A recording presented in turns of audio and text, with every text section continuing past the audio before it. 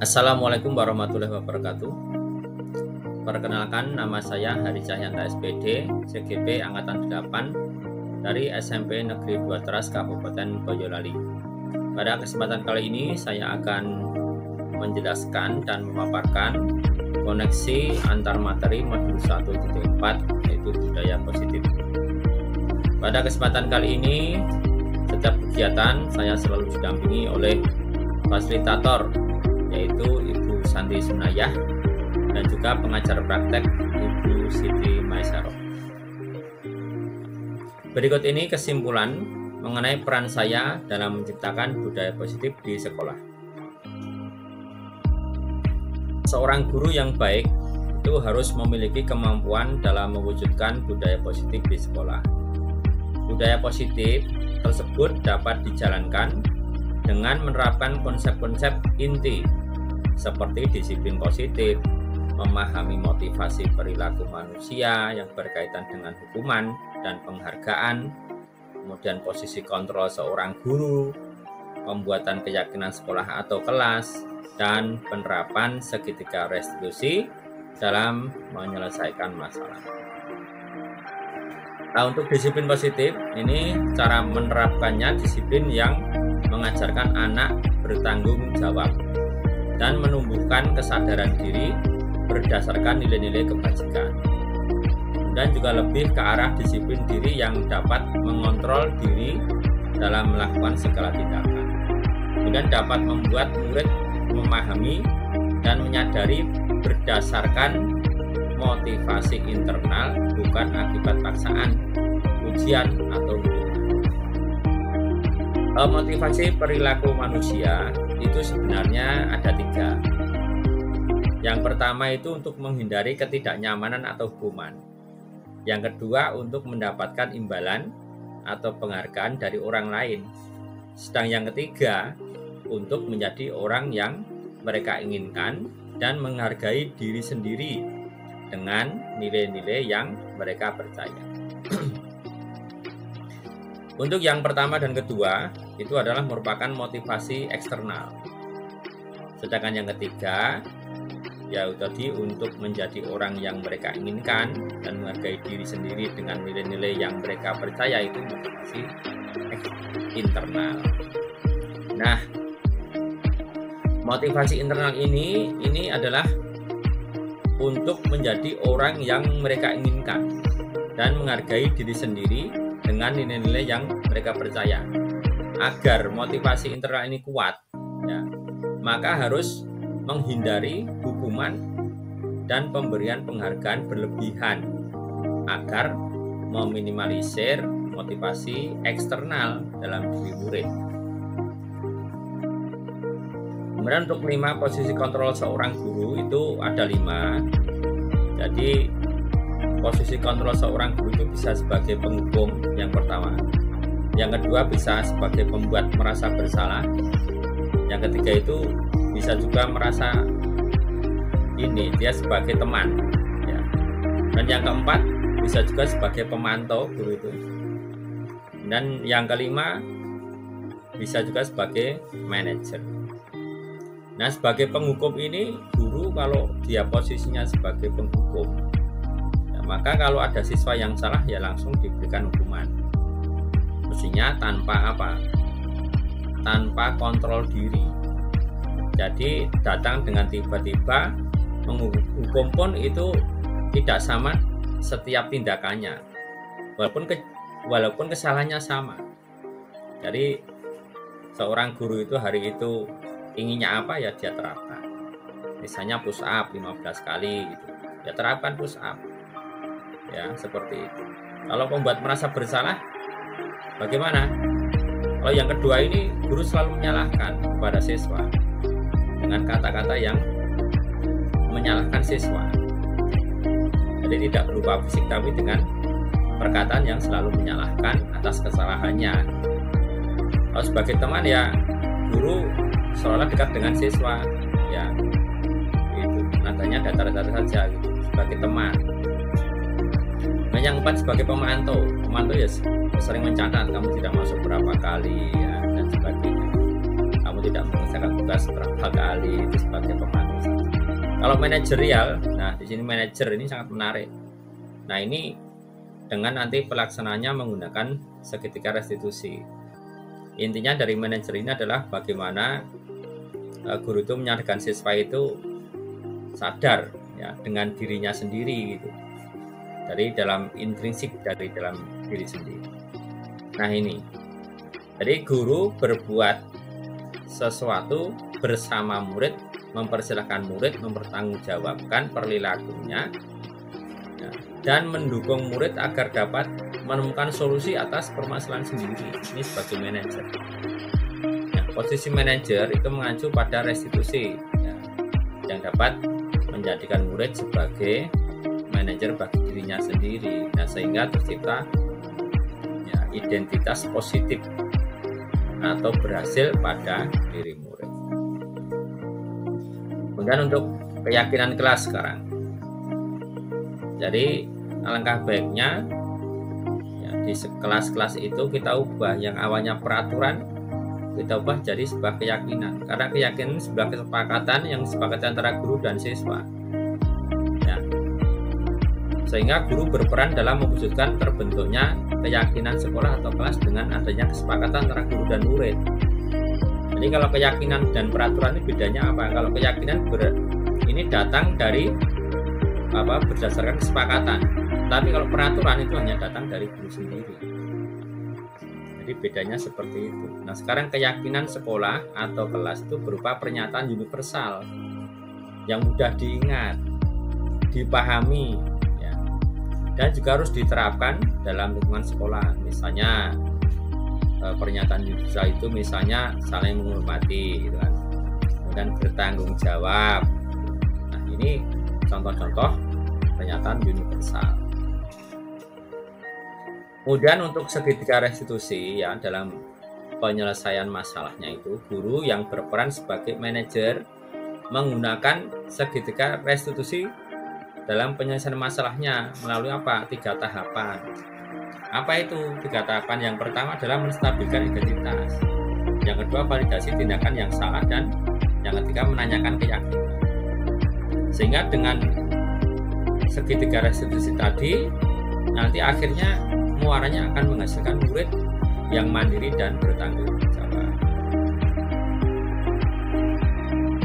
Nah sekarang bagaimana ketertarikan antara materi budaya positif dengan materi-materi sebelumnya. Yang pertama filosofi KHD, nilai dan peran guru penggerak serta visi guru penggerak ini bagaimana hubungannya dengan budaya positif. Nah, di sini dengan menjalankan budaya positif di sekolah, maka akan mempermudah dalam tercapainya tujuan pendidikan nasional sesuai dengan filosofi KHD, yaitu pendidikan yang berpihak kepada murid dan menuntun tumbuh atau hidupnya kekuatan kodrat yang ada pada murid. Dan budaya positif itu dapat terwujud jika seseorang guru itu memiliki nilai 5 guru penggerak. Apa itu? Yang pertama adalah berpihak pada murid, yang kedua mandiri, yang ketiga reflektif, yang keempat kolaboratif, dan yang kelima inovatif. Budaya positif juga dapat terwujud dengan mendorong kolaborasi antara semua warga sekolah dengan adanya keyakinan sekolah yang harus disepakati dan dijalankan sesama. Nah, berkaitan dengan filosofi KHD, nilai dan peran guru penggerak juga visi guru penggerak. Ini salah satu perubahan yang diinginkan sesuai dengan visi guru penggerak adalah terbentuknya budaya positif agar diperoleh sekolah yang nyaman, aman, dan berpihak pada murid untuk mewujudkan visi guru penggerak tersebut dengan pembuatan prakarsa perubahan sesuai filosofi Ki Hajar Dewantara dan profil pelajar Pancasila. Kemudian sekarang kita lihat refleksinya. Ya. Yang pertama adalah hal apa yang menarik dari di luar dugaan. Jadi hal yang menarik di luar dugaan antara lain adanya teori kontrol. Ya. Bahwa semua tindakan yang dilakukan siswa itu tidak langsung kita adjust atau kita katakan salah. Ya. Tetapi harus dilakukan tindakan dengan restitusi. Sehingga tidak ada guru yang langsung memberikan hukuman dengan tiba-tiba ya kepada siswa yang dianggap melakukan tindakan yang salah.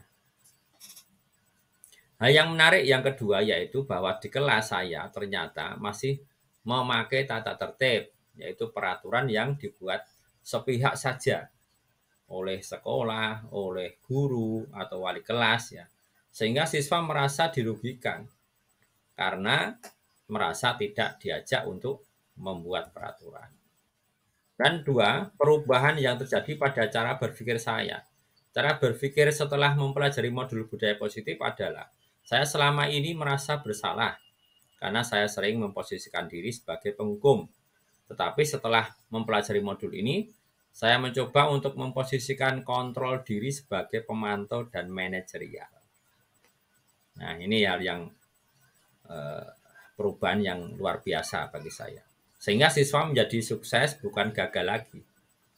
Ya, selain itu saya juga berpikir bahwa motivasi untuk berubah itu harus berasal dari intrinsik. Maksudnya berasal dari diri siswa. Ya, bukan ekstrinsik. Atau bukan karena paksaan, ya. Atau bukan karena adanya penghargaan atau apa, tidak. Tetapi harus berdasar pada diri siswa itu sendiri. Kemudian pengalaman yang pernah saya alami terkait budaya positif. Pengalaman saya terkait budaya positif yang pernah saya alami itu yang pertama itu menghukum siswa ketika datang terlambat atau masuk kelas. Jadi ketika siswa terlambat, saya hukum dengan hukuman tidak menentu. Terkadang saya hukum dengan push up, ya.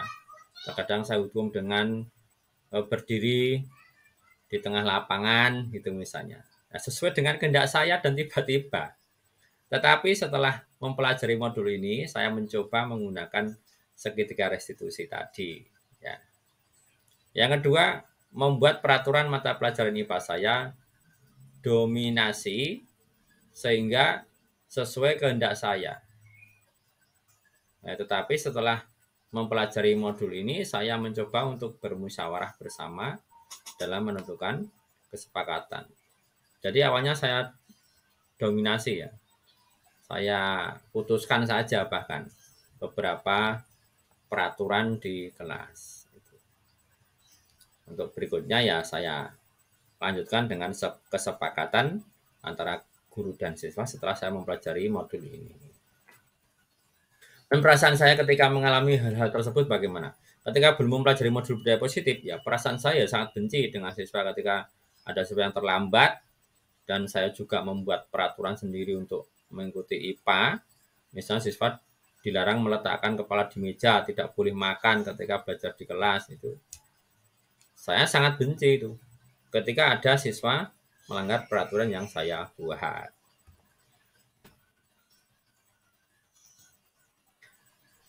Kemudian hal yang sudah baik ya dan perlu diperbaiki. Kalau hal yang sudah baik ya saya selalu mencontohkan kepada siswa bahwa kita itu harus menjadi manusia yang mandiri dan bertanggung jawab. Misalnya ketika siswa datang pagi hari, harus diusahakan tidak terlambat dan memakai seragam lengkap. Nah, selain itu, membuat peraturan dalam kelas agar kelas menjadi kondusif. Itu yang sudah baik. Namun hal yang perlu diperbaiki adalah siswa yang terlambat ya harus diberikan perlakuan dengan segitiga restitusi. Dan siswa juga diajak dalam pembuatan keyakinan kelas. Jadi nanti ada kesepakatan kelas dan menghasilkan keyakinan kelas yang bisa dilaksanakan secara bersama-sama. Dan 5 posisi kontrol yang sering saya pakai, ya kelima ini. Di antara setelah saya mempelajari 5 posisi kontrol, ya ternyata saya itu sangat sering menggunakan posisi kontrol sebagai penghukum. Awalnya begitu. Karena menurut saya siswa yang dihukum akan langsung taat. Perasaan saya ya senang.